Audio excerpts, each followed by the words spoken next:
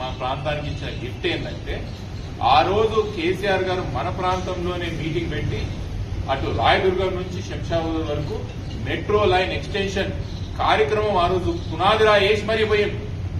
టెండర్లు ఇచ్చారు, దానికి కొత్త కాంట్రాక్టర్ వచ్చిండ్రు.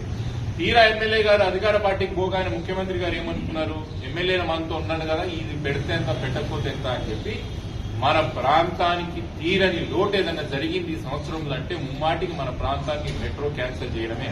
ఎందుకు ప్రకాష్ గౌడ్ గారు ఈ అభివృద్ధి మీరు కాంక్షించిపోయింది? మీరు కనీసం మీరు అవతలికి పోతున్నప్పుడు ముఖ్యమంత్రి గారు మా ప్రాంతంలో మెట్రో మీరు ఇయ్యాలా అని చెప్పే ధైర్యం మీకు ఎందుకు వస్తలేదు అంట నేను.